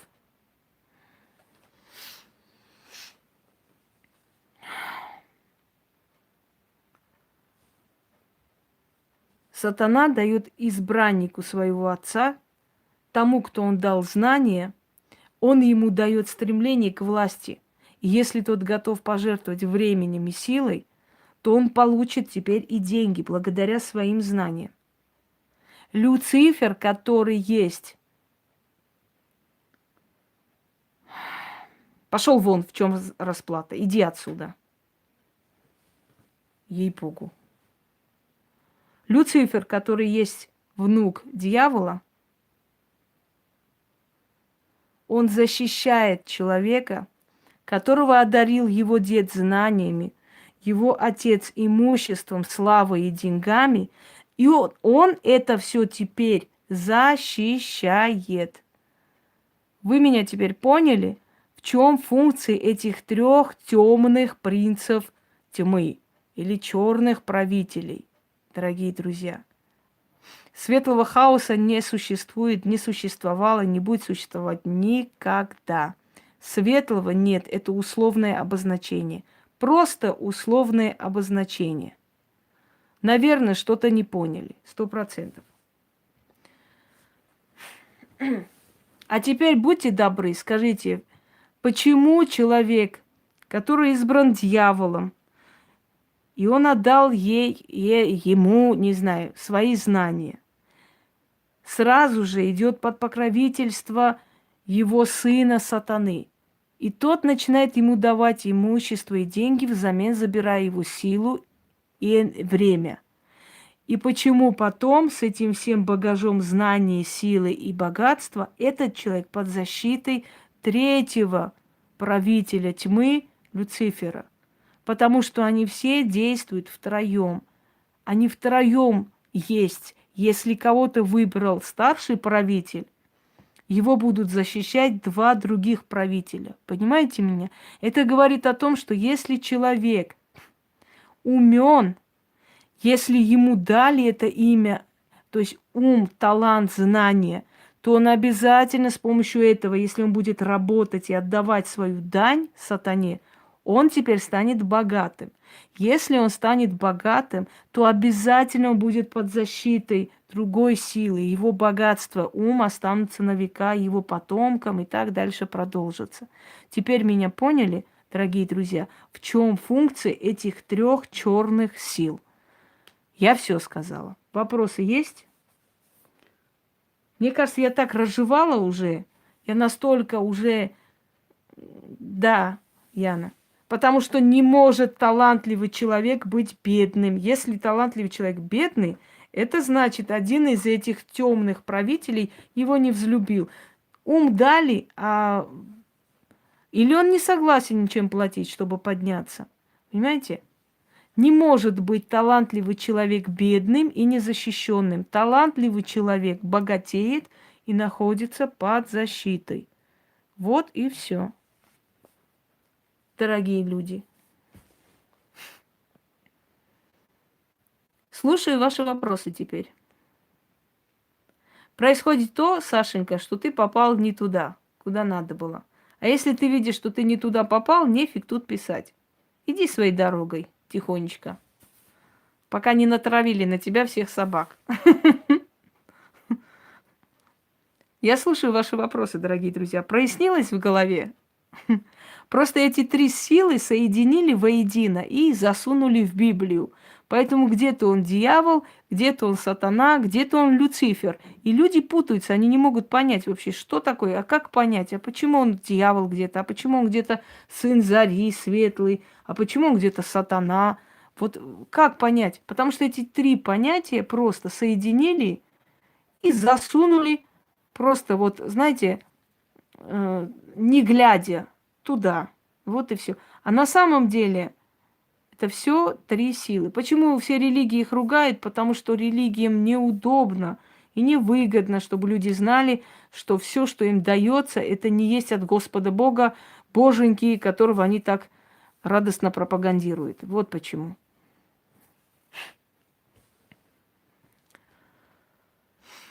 Конспектируйте. Ты мне напоминаешь Шурика, да? Помедленнее, пожалуйста, я записываю. Так вот, если у вас есть скрытые таланты, если вы начнете отдавать дань сатане, вы сразу же начнете идти вперед. Я хочу прочитать вам, если сейчас найду, один пост, который написали в этом, на моем канале, где Яна ведет, да, дочь ведьминой избы. Если я найду, я сейчас вам прочитаю. Так. Сейчас, извиняюсь, по-моему, здесь. Нет.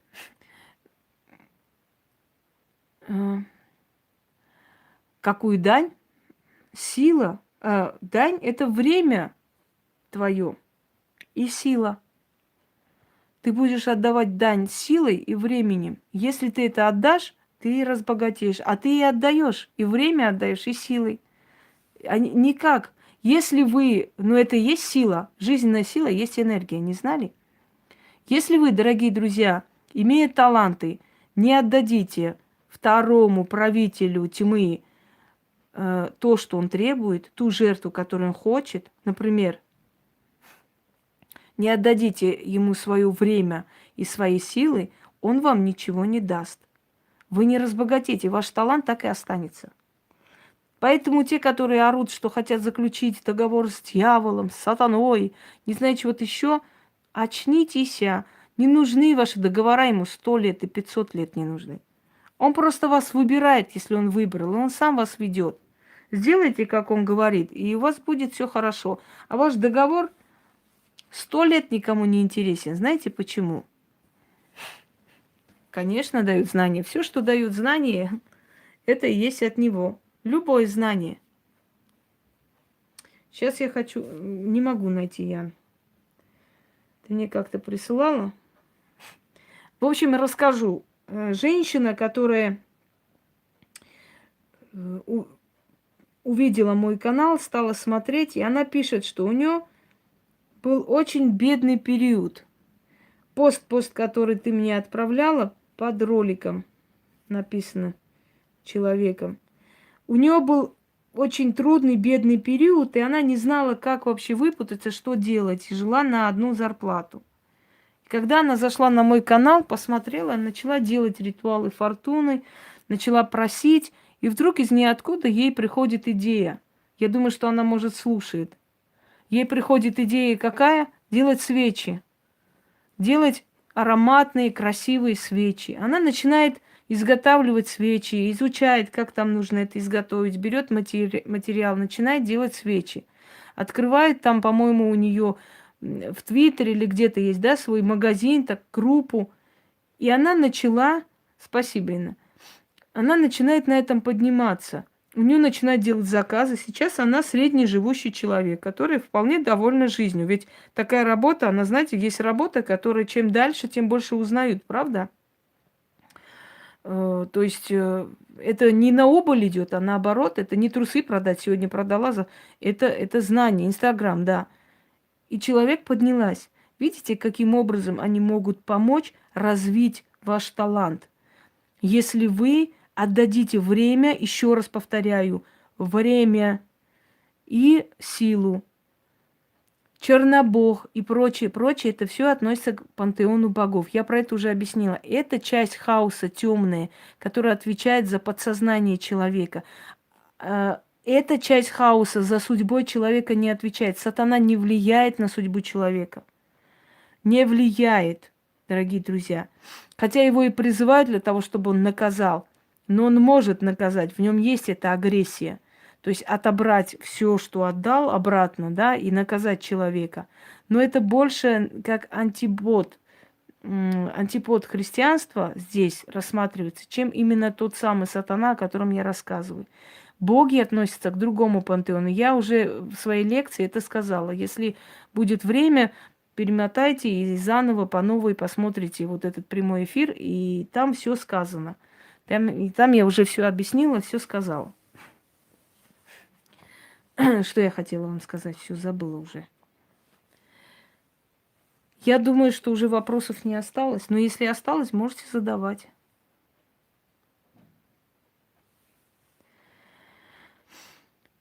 Ритуалами отдаете откуп.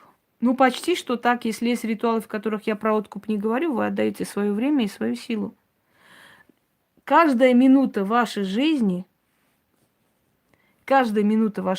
да, это ваш срок на земле. Если вы отдаете время для того, чтобы вот у вас есть талант, развивать этот талант на репетиции, на то, на это, Вы отдаете, скажем так, часть вашей жизни.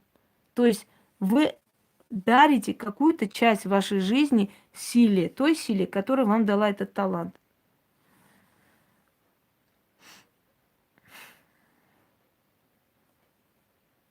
Любовь идет из темных сфер, любовь идет из подсознания, любовь идет от дьявола. Любовь это принадлежит ему. Это он насылает. Это его. Но страсть, желание – это уже божественное начало. Желание, страсть, он может, знаете как, такую черную страсть, роковую страсть можем получить от сатаны. Страсть, которая приведет к созданию семьи, мы можем получить от богов. Любовь, она это некая сущность, которая непонятно откуда приходит, в какой момент.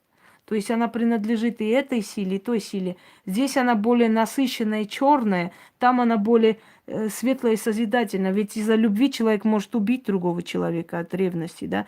Из-за любви человек может города взять и разрушить страны, чтобы добиться любимого создания. Но из-за любви он может создать, я не знаю, слыхали?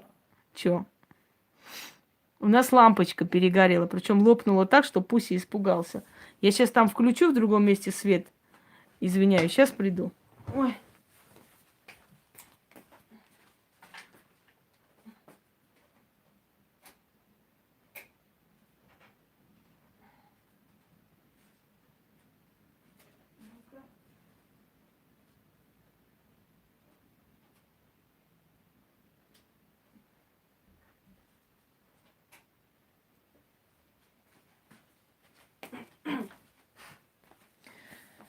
Всегда, когда мы говорим о темных, да, о темных силах, о джиннах, о черных, в общем, силах, у нас всегда так происходит. Так что это не первый раз.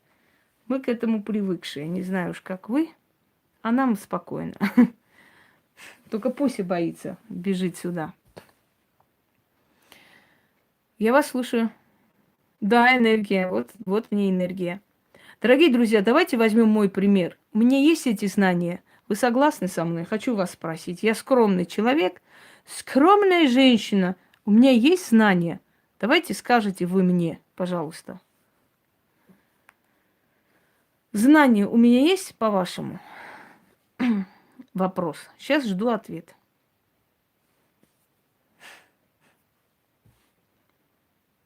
Есть знания. Прекрасно. Если я эти знания не буду применять никак, я трачу силы и время. Как вы считаете? Скажите мне. Я время и силы трачу? Вы видите, что я время и силы трачу, или не видите это? Я трачу время и силы. Я отдаю дань сатане. То есть той силе, которая дает имущество, которая дает силу подняться. А теперь третий вопрос. Я защищена, мне кто-нибудь что-нибудь может делать, как бы ни старались? Я под защитой, есть у меня защита? Скажите мне, пожалуйста.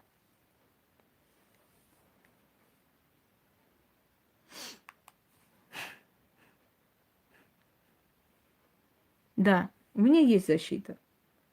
Так вот, тот человек, который одарен изначально, если этот человек тратит время и силы для того, чтобы эту одаренность продвинуть в мир, в итоге он богат и защищен.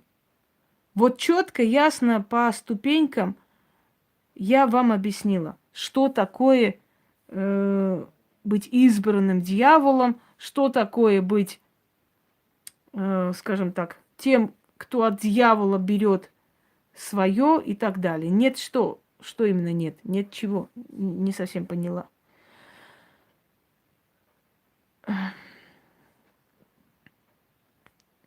Да. Все, дорогие друзья, я вам объяснила на пальцах буквально все строение нашей жизни. Хотите свои скрытые таланты открыть? Ищите в себе эти таланты. Если они у вас есть, потратьте время и силы, чтобы их воплотить в жизнь. Если вы потратили время и силы, вы получили за это деньги, имущество и славу. Если вы это все получили, после вы будете, ставлю 5, после вы будете уже под защитой третьей силы, которая за вас будет сражаться. Это все, что я вам могу сказать. Дьявол в основном находится в темном хаосе. Сатана находится между людьми и дьяволом. Он как бы посредник. Он и на земле, он и там, он и здесь. Люцифер находится на земле. Люцифер находится здесь. Конечно, он может находиться и у своего темного отца и деда иногда, но он в основном находится среди людей. Он и здесь защищает человека, которому его дед выбрал и отец одарил. Понимаете, дорогие друзья? Так что хотите быть избранными, пользуйтесь своими талантами во благо. Сделайте свои таланты способом разбогатеть и быть защищенными. Вот, конечно. А что касается части, еще раз говорю, дьявол, сатана, Люцифер, они влияют на подсознание, они отвечают за таланты, они отвечают за рвение, силу, желание, внутренние мысли наши, внутренние амбиции, которые нас доводят до поднятия того. Люди для них как эксперимент. Люди созданы для богов и темных сил, чтобы они могли свою силу, знаете, как бы перевоплотить там. Зачем им самим себе петь дифирамбы? Они хотят создать кого-то для того, чтобы от него получать и благодарность, и прославление, и всего остальное. Зачем они же не будут сами себе дифирамбы петь. Они же не будут сами себя прославлять. Им нужен кто-то, кто будет их славить. Вот зачем нужны. Да, чтобы любить, дарить любовь и получать эту любовь, отдачу. Так вот, влияет ли дьявол или сатана, или Люцифер на судьбы людей? Если человек, обладающий магией, может попросить у них и иметь на это право больше, чем другие, они могут повлиять. Но они не вмешиваются никогда. Они не вмешиваются никогда в судьбу человека. В судьбу человека вмешиваются боги. Только боги имеют право менять судьбы. Именно поэтому ритуалы, созданные им вот на основе божественной магии, да, оно больше меняет судьбу, оно помогает менять судьбу. Но вот эти силы, они никак не влияют на нашу судьбу. Они влияют на наше подсознание, на наши рвение, на наши желания, страсти, на наши способности, на многое, но не на судьбу. Судьбу дают нам боги и руководят ими боги в том числе. Я надеюсь, что я более чем понятно вам объяснила это все. Я думаю, что я вам объяснила все, что угодно на этой земле. Ну, например, мир духов, ну, например, мир богов. Я не знаю, осталось что-нибудь такое, что я вам еще не объясняла, дорогие люди. Не знаю. Может, осталось. Значит, объясню еще. Вот я сижу, знаете, о чем я думаю сейчас? Я сижу и думаю, вот ты интересный вообще человек такой. Ты удивляешься, что тебе завидуют. Но если бы ты была на их месте, ты бы вообще от зависти сдохла, узнав, что есть кто-то, у кого есть такие знания. Правда ведь? Увеличить интуицию невозможно. Знаниями вы хотите открыть потайные таланты, читайте много, изучайте много, образуйтесь много. И у вас эти таланты откроются. Кто такие боги? У меня есть про богов. Очень много лекций. Откройте, посмотрите.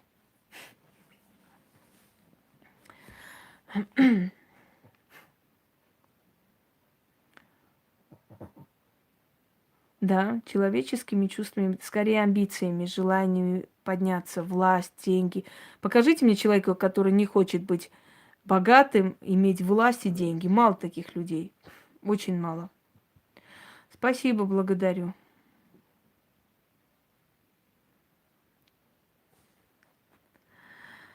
Так что это вам не две свечи крутить, дорогие люди, и читать молитву, непонятно какую и где взятую. Неплохо, правда, для... как... Кто там я была? Я уже забыла. Все. Я даже не хочу эту хрень вспоминать. Женщины, женщины, они земные. Об этих женщинах сказано еще в Библии во времена Ноя. Там говорится следующее.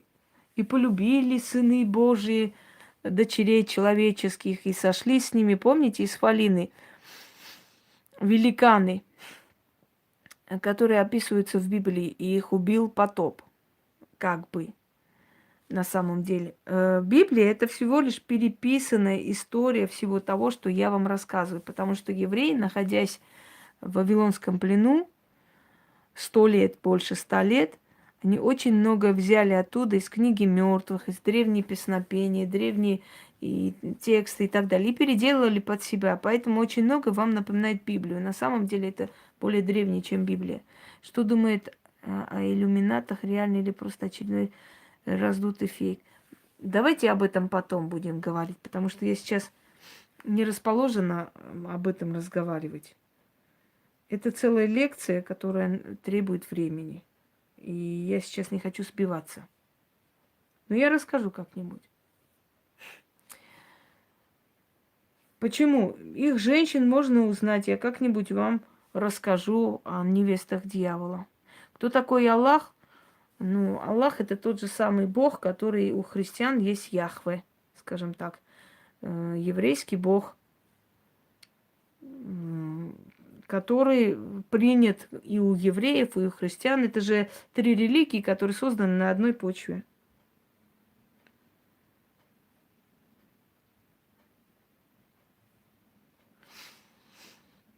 Что, почему? Я думала про меня.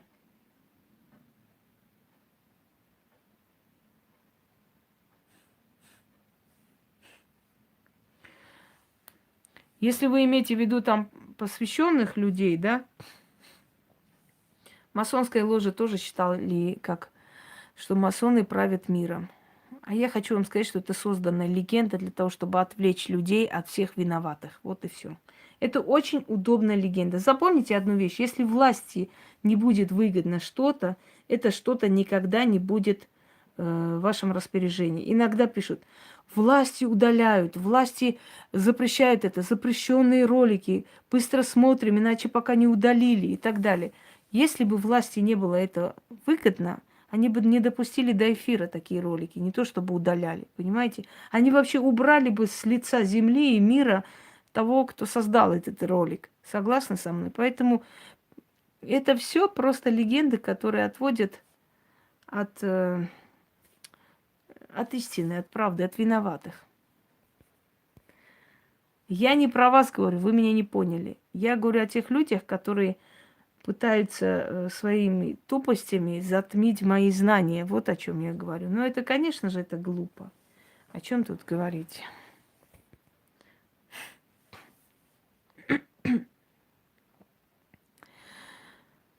Так, дорогие друзья, конечно, их нужно любить, иначе они нас не полюбят. Конечно.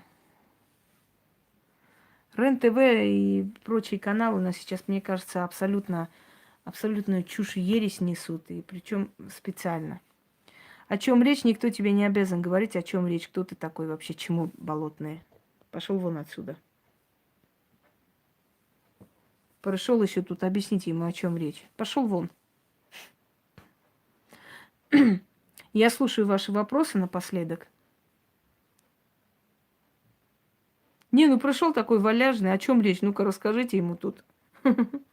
И все побежали, начали ему рассказывать вкратце. Это так интересно очень.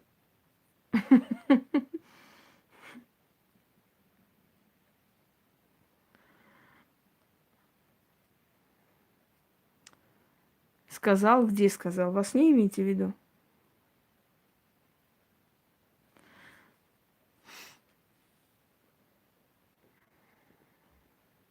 А кто сказал, что Яхва или Аллах воюет с дьяволом? Кто вам это сказал? Можно узнать? Из Библии узнали? Вы лично видели своими глазами, что они воюют? Они дополняют друг друга. Все силы во Вселенной нужны. Кто сказал, что они воюют? Я вам еще раз повторяю, что это очень удобная отмазка для всех людей.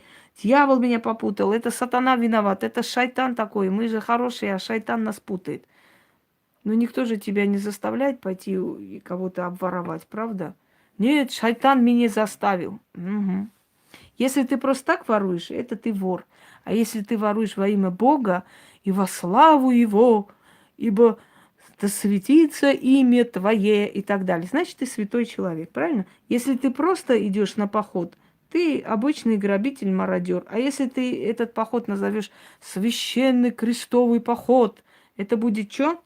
И это будет уже звучать, понимаешь? Это будет иметь особый смысл. Ты же идешь там священный поход, не просто там убиваешь, а так просто. Пошел вон, Олег, или как там тебя? Что это, бессмертный, что ли, этот Олег? Я не пойму. Или у него 20 профилей?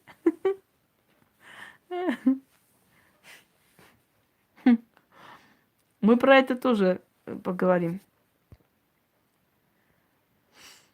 Чего там на костре? Моя ведьма и сгорела в огне ее. Сочувствую.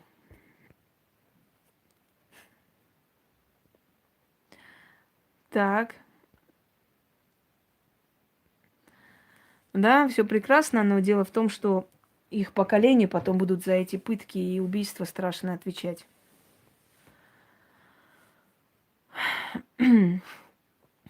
Вот, многое прояснилось. Итак, дорогие друзья, получавшие талант, либо искавшие талант, вы можете этот талант найти, да, она была его женой, но не дьявола, а сатаны. Вы можете найти этот талант. Этот Олег бессмертный, клянусь. Это не Олег, это Дункан Маклауд тут ходит. Я уже 5-й раз его блокирую, он все равно где-то вырастает, как гриб.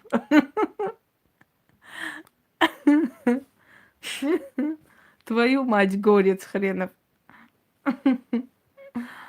Ой. Кроме эмоций ничего не можем контролировать. Я вам еще раз говорю, не нужно слушать то, что дают мудрости определенных религий. Там нет ничего умного. Там нет ничего полезного для вас. Там обычно порабощение вас, чтобы вы слушались, понимаете, не спрашивая, так ли это или нет. Ой, что-то у меня тут проглотило. Комара, что ли? Ну ладно, хрен с ним. Мясо тоже калорийное.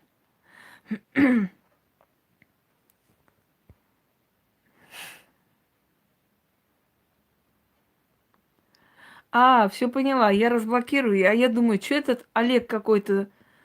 Опять этот Олег вырос.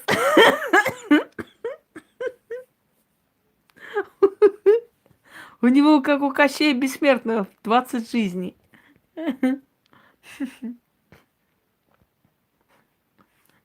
Мы об этом уже говорили.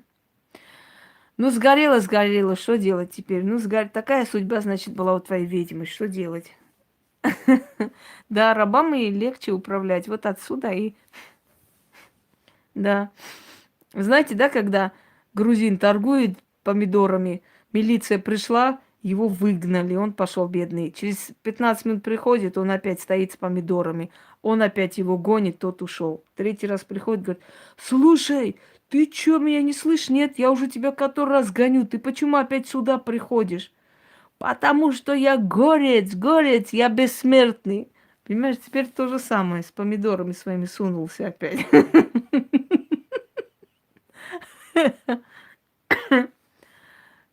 Все, дорогие друзья, У вас есть тема для размышления. Да.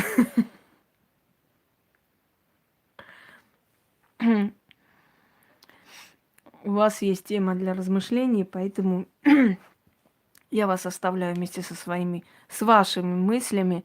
Иду менять лампочку. И мне завтра нужно пораньше вставать, потому что пораньше нужно поехать по делам. Да, я, наверное, Олега проглотила, это точно. Ну, я надеюсь, довольны. И все вопросы у вас открылись. Очень хорошо, что просите помощи.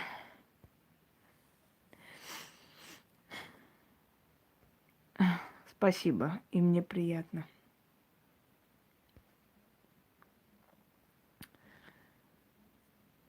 Угу. Все, спокойной ночи всем. И я по делам полетела. Всего хорошего.